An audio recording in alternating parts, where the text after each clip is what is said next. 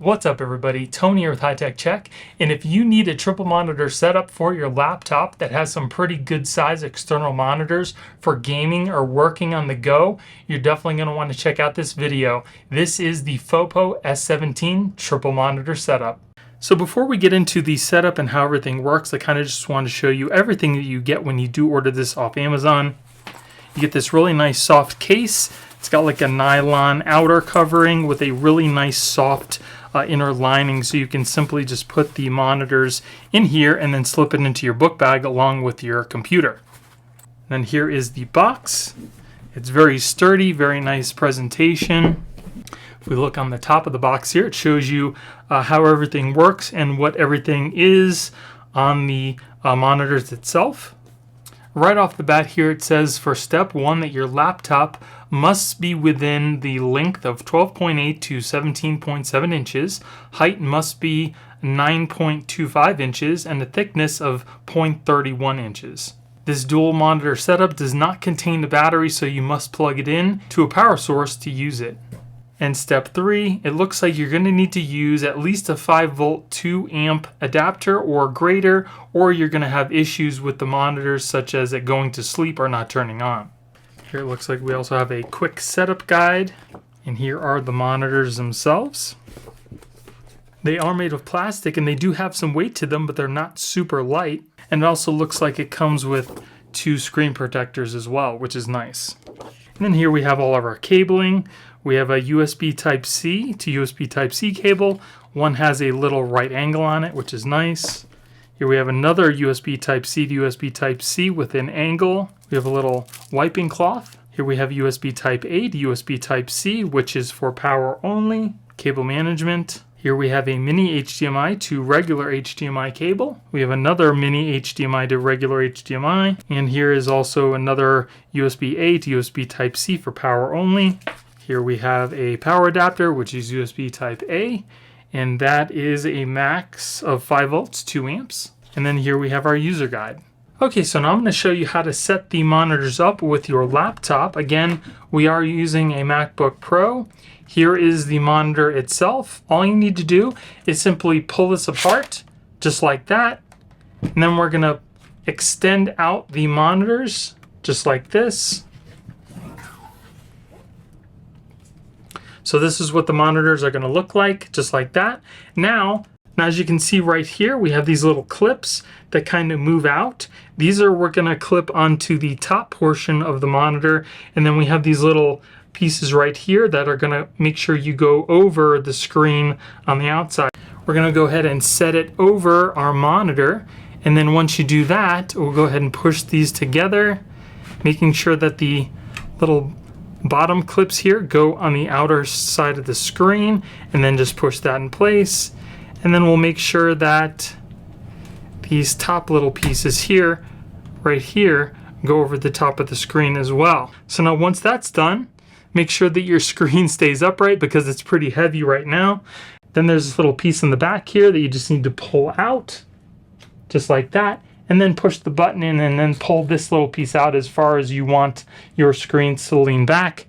Then you can just simply put it back and it rests on this little piece in the back here. Okay, so once the monitors are all extended, we're going to go ahead and plug them in. We're going to be using the USB Type-C cable. Again, make sure on the back of the monitor here, we have 2 different icons. One is a battery symbol and one is a USB symbol. You need to make sure that you plug in the USB Type-Cs into the USB cable and not the battery cable. Okay, so we got that plugged in. We'll plug it into our MacBook and it should power on right away. Okay, so there we go. We have one screen. Now we'll do the same to the other. All right, and then here we have both of our screens all set up. A very simple process, easy to do, no issues whatsoever. Now one thing I will note is that I had the brightness all the way up when I first set it up. Once you pull the power, everything kind of goes back to 50%, so you just need to set up the settings again. Alright, so here are the monitors all set up with my MacBook Pro. This is the MacBook Pro with the M1 Max chip. I don't believe that you can use these monitors like this with the M1 regular chip in it. It says it on the website. but I just wanted to let you know. But this is the M1 Max, and as you can see, I only have the USB Type-Cs connected to each one of the monitors. So I have one over here and then one over here.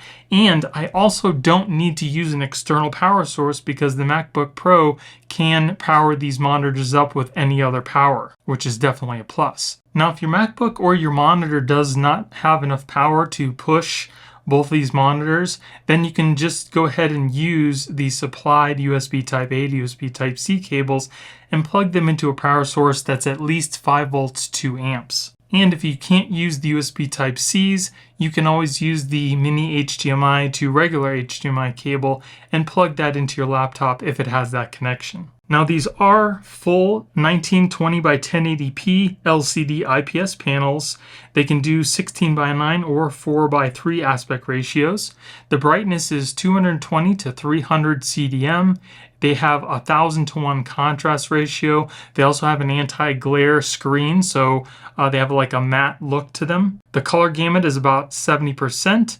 The response time is 25 milliseconds to 30 milliseconds, and the frequency is 60 hertz. Now, both of these monitors can be independently set up. They both have menus.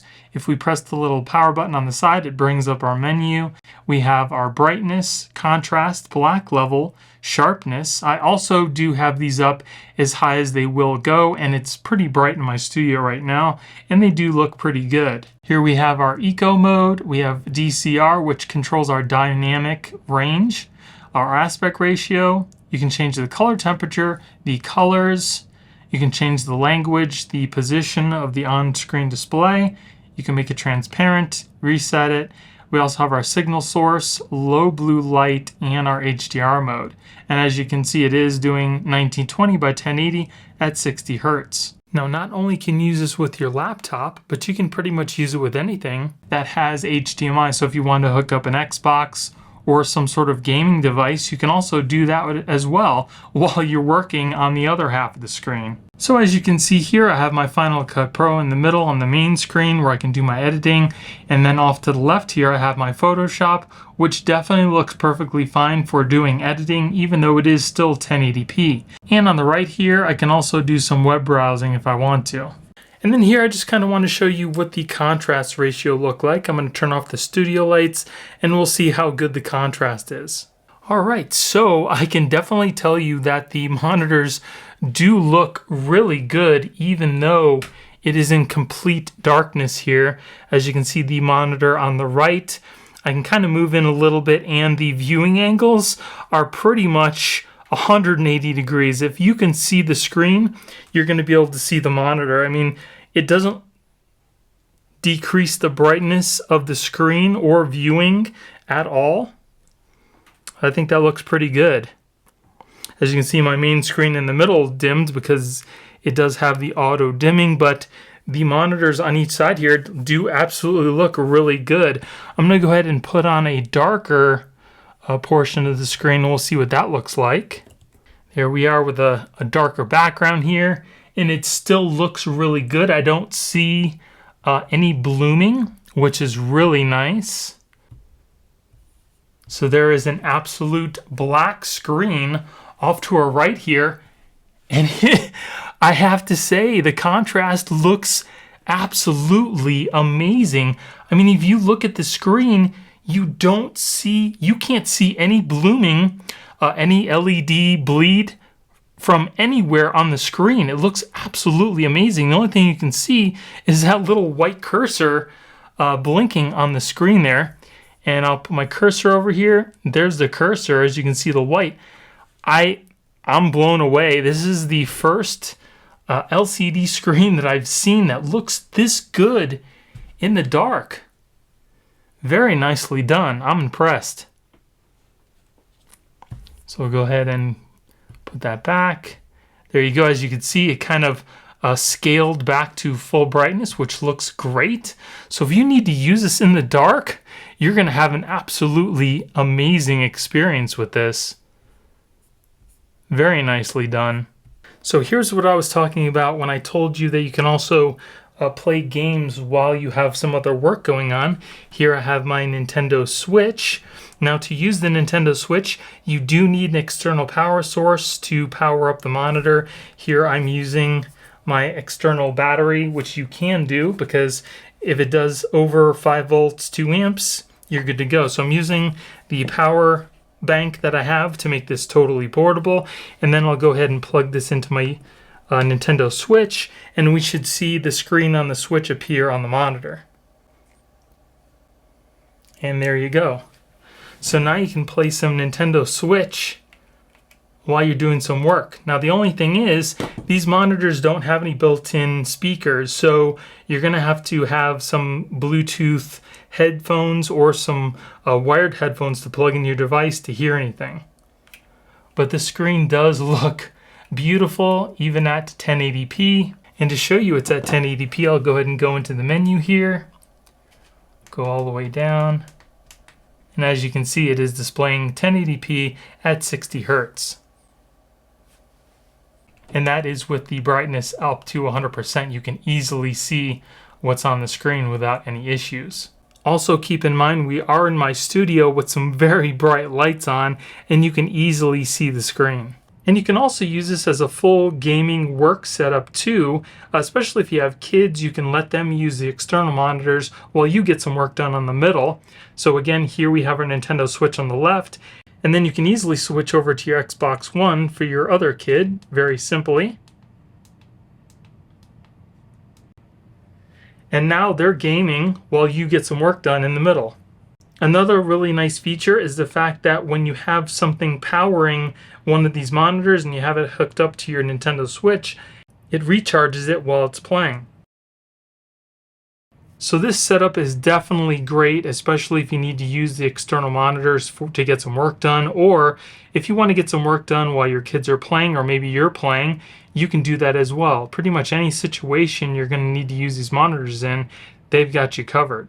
So again, I will be putting a link in the description in case you guys want to pick this up yourself. And if you guys like me and you want to support my channel, please use those links because it helps me keep purchasing products to do reviews for you guys. So I hope you guys enjoyed the video. If you did, give me a thumbs up. Don't forget to subscribe and hit that little notification bell to let you guys know when I put out new videos. Thank you guys for watching. I hope you have a great day, and I'll see you in the next one. Later.